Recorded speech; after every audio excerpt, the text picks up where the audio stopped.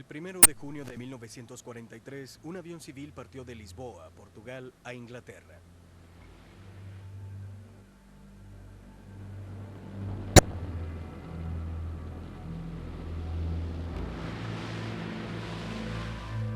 Entre los 13 pasajeros estaba Leslie Howard, un actor británico que se había convertido en toda una estrella hollywoodense.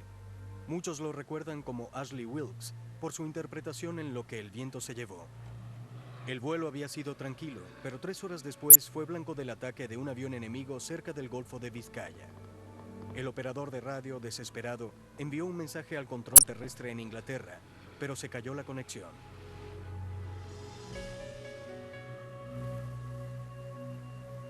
Control terrestre intentó restablecer el contacto con el avión, pero fue inútil. Después de 3 horas sin comunicación, 2 aviones Sunderland hicieron una búsqueda exhaustiva en el área desde la cual el avión había hecho conexión.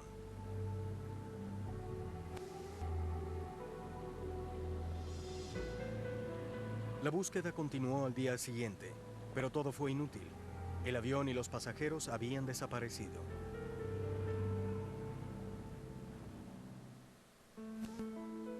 Leslie Howard era hijo de padres húngaros y nació en Londres el 3 de abril de 1893. La familia se mudó a Viena, Austria, donde desde muy joven Howard aprendió a hablar alemán muy bien. A su regreso a Inglaterra, su padre trabajaba como corredor de bolsa y Howard asistía a la Universidad de Dulwich, una institución exclusiva para hombres al sur de Londres. Fue allí, según recuerda su hermana Irene, donde Howard comenzó a interesarse por el teatro. Era muy bueno para los idiomas. De hecho, hablaba muy bien inglés, pero soñaba con algo más. Cuando Howard abandonó la escuela por primera vez, mi padre le consiguió un trabajo en un banco. Pero el gerente dijo, sinceramente no creo que el chico sirva para esto. Nunca será gerente porque siempre está escribiendo dramas o poemas. Al comienzo de la Primera Guerra Mundial, Howard prestó servicio como oficial subalterno en el Frente Oeste. En 1917 sufrió neurosis de guerra, fue retirado del ejército y le aconsejaron recibir terapia. Desarrolló un talento natural y durante los siguientes 3 años se convirtió en un gran actor. En 1920, a los 27 años, Howard decidió probar suerte en escenarios neoyorquinos.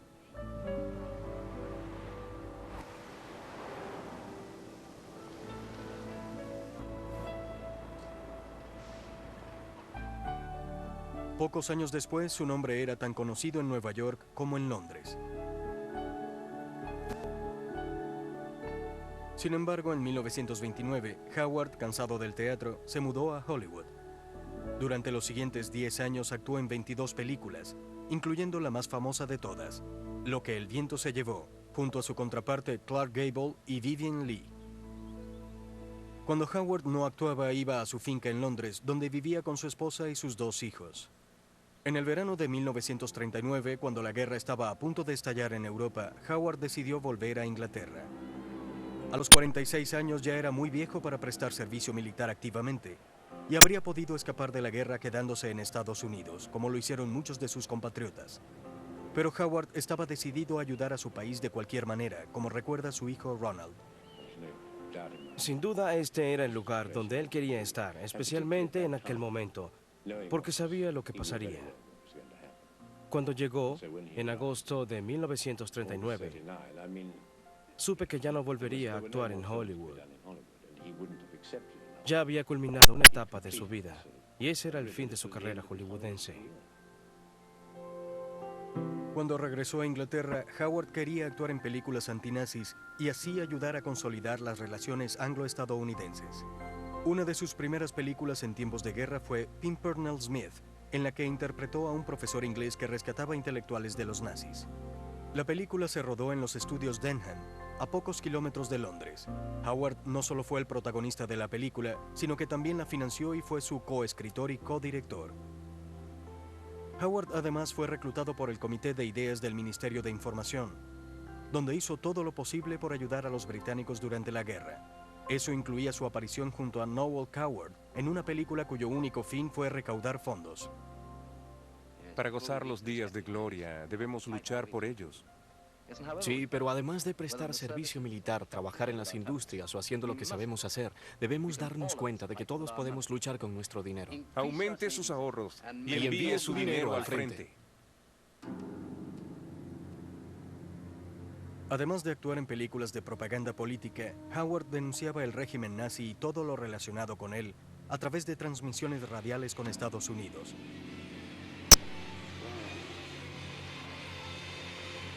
El traidor británico William Joyce, conocido como Lord Ho Ho, amenazó firmemente a Howard mediante una transmisión radial. Howard tenía el malévolo ministro de propaganda de Hitler. Goebbels y Joyce juraron que después de que los alemanes ganaran la guerra, ejecutarían a Howard.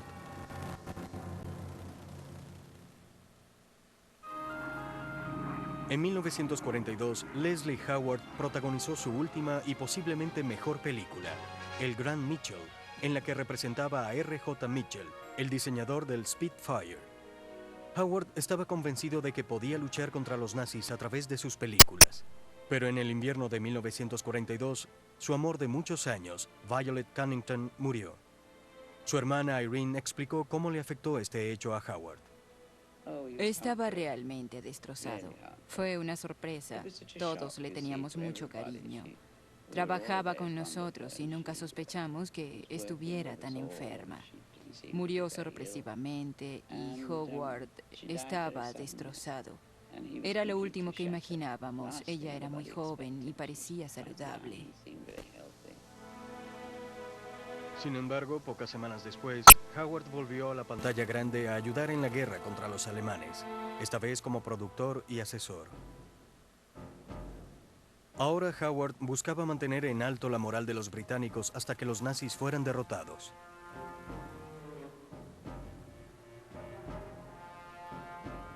Su última aparición en público como actor fue el 1 de octubre de 1942, en un desfile llamado Alabanza a Inglaterra. Howard sorprendió a la multitud al pronunciar la oración que Nelson recitara antes de la guerra de Trafalgar en 1805. Que el gran Dios, que adoro, otorgue a mi país y por el bien de toda Europa una gloriosa y absoluta victoria, y que la indulgencia tras la victoria sea la principal cualidad de la flota británica. En la primavera de 1943, el Consejo Británico, encargado de los enlaces culturales con otros países, le preguntó a Howard si estaría dispuesto a dar unas conferencias en España y Portugal. Ambos países se mantuvieron neutrales durante la guerra. Las autoridades británicas esperaban que Howard los convenciera de unirse a los aliados. Pero Howard se negó a aceptar la misión. Sentía que era un actor destacado y no un orador. La sola idea le parecía terrible. Además, no estaba convencido de ir a España, un país que, tal como Alemania, era dirigido por un dictador fascista, el general Franco. Entonces, el ministro de Relaciones Exteriores, Anthony Eden, trató de convencer a Howard diciéndole que si aceptaba la misión ayudaría enormemente a su país. El 28 de abril, Howard viajó desde Whitchurch, cerca de Bristol, a Portugal. Iba acompañado por su socio y representante, Alfred Chenholz, un hombre muy parecido al primer ministro Winston Churchill.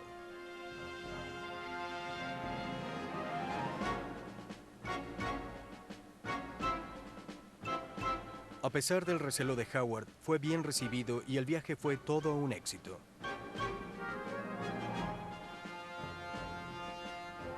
Como resultado, más de 900 salas de cine en España y Portugal aceptaron pasar más a menudo las películas antinazis de Howard. Para sorpresa y agrado de Howard, los portugueses escogieron una de sus películas, Pimpernel Smith, como mejor película del año.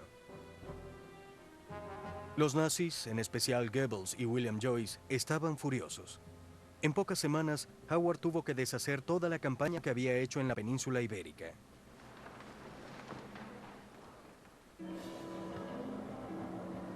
Aunque Howard no lo sabía, los nazis lo vigilaban 24 horas al día.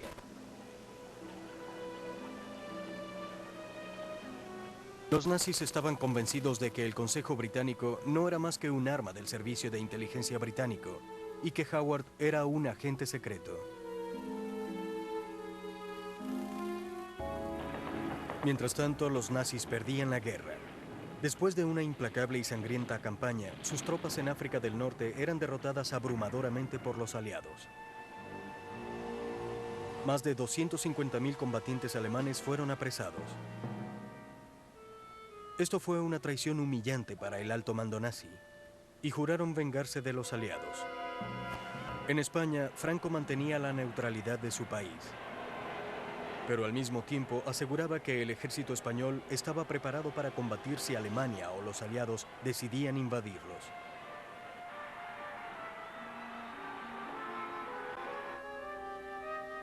Los encargados de propaganda de Joseph Goebbels trabajaron horas extra para convencer a Franco de que no debía temer a los nazis y de que los británicos pronto atacarían a los españoles.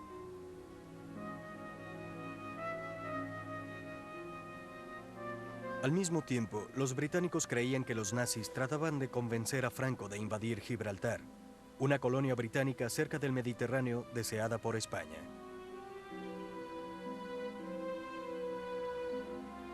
El 20 de mayo, después de una exhaustiva jornada, Howard llegó a Lisboa para completar su misión. Planeaba volver a Inglaterra el 29 de mayo, pero lo convencieron de quedarse para el estreno de la película El Gran Mitchell. Los oficiales de la embajada británica le advirtieron a Howard sobre un posible ataque en el hotel por parte de los espías alemanes. Le recomendaron no hablar de su regreso con nadie, a menos que conociera muy bien a la persona. En la mañana del 1 de junio, Howard y su socio, Alfred Chenholz, fueron llevados al aeropuerto Portela, en Lisboa, para tomar el vuelo a Whitchurch, Inglaterra. Viajaban junto a otros 11 pasajeros en el avión civil holandés DC-3 Dakota. Después de un leve retraso, el avión despegó. El vuelo duraría 7 horas. Esta sería la última vez que Leslie Howard y los demás pasajeros fueron vistos con vida. 2 minutos después de que el avión de Leslie Howard despegara de Portugal, 8 aviones alemanes Ju-88 salieron desde Kerlin-Bastard, una base aérea a pocos kilómetros al oeste de Burdeos, en Francia. Los extraordinarios Ju-88 eran bombarderos adaptados para realizar ataques con artillería pesada. Se utilizaban principalmente para escoltar submarinos o localizar y destruir aviones Sunderland de los aliados y aeronaves militares de transporte C-47. Mientras tanto, el DC-3 salió a Inglaterra sin saber el peligro inminente que corría.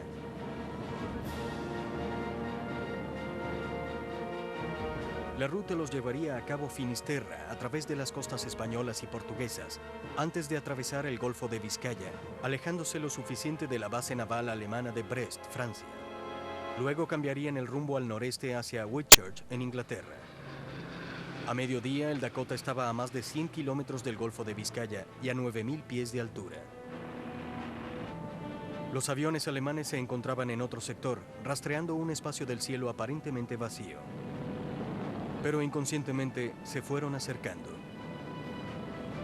A las 12:45 p.m., los Ju-88 estaban a 80 kilómetros de Burdeos, casi al límite de su capacidad de vuelo. No vieron nada extraordinario y decidieron regresar a la base. Mientras regresaban, el capitán del Dakota, Quirinas Tepas, vio a uno de ellos, pero no pudo reconocer si se trataba de un avión enemigo. Al mismo tiempo, los Ju-88 vieron al Dakota y se acercaron para tener una mejor vista. Cuando estaban cerca, Tepas ordenó enviar un mensaje a Whitchurch informando que un avión desconocido los perseguía. El Ju-88 estaba prácticamente sobre él y luego los demás aviones alemanes se acercaron.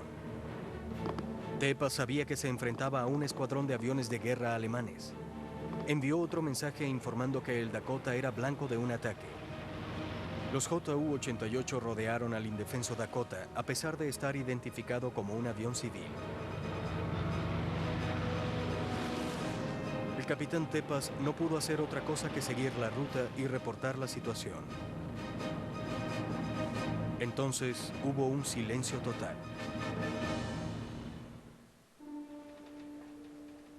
3 horas más tarde no hubo más mensajes y el Dakota no había llegado a Whitchurch. 2 aviones Sunderland fueron enviados a sobrevolar el área en busca del Dakota.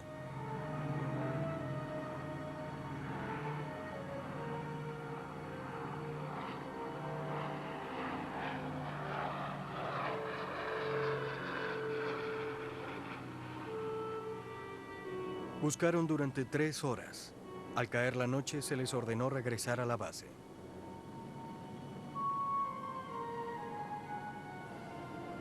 La búsqueda continuó a primeras horas del día siguiente.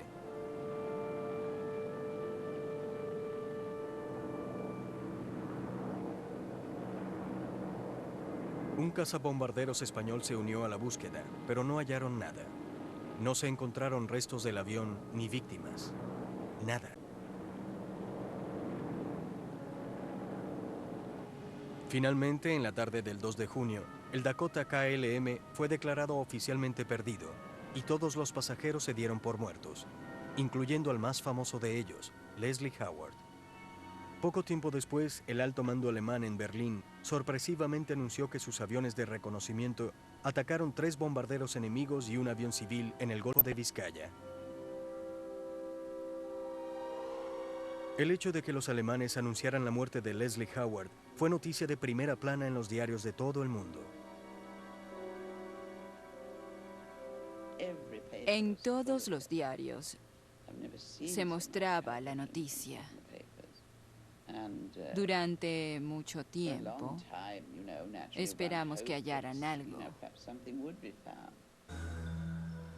Mientras la noticia le daba la vuelta al mundo, los nazis, especialmente Goebbels, se valían de la muerte de Howard para decir que era un espía británico que merecía morir. Había rumores de que el Dakota fue atacado debido a que alguien en el campo de aviación de Lisboa confundió a Alfred Chenholz con Winston Churchill y por equivocación dio la información a los alemanes. Para el momento de la tragedia, Churchill estaba en una conferencia en Argelia. Churchill estaba perplejo. Se preguntaba por qué alguien que podía disponer de los recursos de Gran Bretaña prefirió regresar en un vuelo civil. Ronald Howard afirmó que otros pasajeros eran mejor blanco que su padre. Antes que ellos, que era el jefe de Shell y supuesto jefe del servicio secreto de Lisboa. En el avión también iba Wilfred Israels, jefe de la agencia de judíos en Londres, quien quería sacar a los judíos de Europa. Y había otro hombre, Ivan Sharp, encargado de comprar wolframio, que es una especie de acero muy duro, y por el que competíamos con los alemanes. Además, Leslie y Alfred planeaban vender películas británicas a España y Portugal. Esto produciría mucho dinero que podía utilizarse para la guerra. A pesar de los rumores de que Howard trabajaba para la inteligencia británica, Ronald negó que su padre fuera espía. En el libro Un hombre llamado Intrépido, de William Stevenson, se explica que Leslie estaba indirectamente relacionado con las agencias de espionaje, pero no existe prueba de ello. Noel Coward también pudo estar involucrado, pero sin duda, las agencias esperaban reportes cuando Howard regresara a Londres. No fue sino años después de la guerra, cuando se desenterraron papeles de la Luftwaffe, la Fuerza Aérea Alemana, que se reveló lo que le ocurrió a Leslie Howard y los demás pasajeros del Dakota el 1 de junio de 1943. Los aviones alemanes patrullaban constantemente el Golfo de Vizcaya. Era un sitio peligroso para los aviones militares o civiles de los aliados. Una vez que los Ju-88 rodearon al Dakota, no había posibilidad de salvarse. El avión fue acribillado y una de sus alas y el motor se quemaron. Luego el avión se desplomó. Los Ju-88 continuaron rodeándolo amenazadoramente. Cuando el Dakota tocó la superficie del agua, flotó por poco tiempo y luego se hundió bajo las olas. No hubo sobrevivientes. Los pilotos alemanes dijeron que en el momento del ataque no se dieron cuenta de que era un avión civil.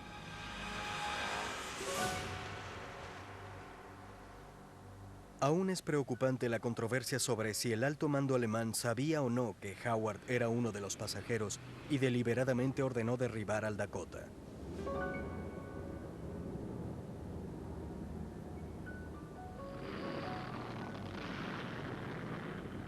Hasta hoy, las circunstancias de la desaparición de Leslie Howard continúan siendo un misterio.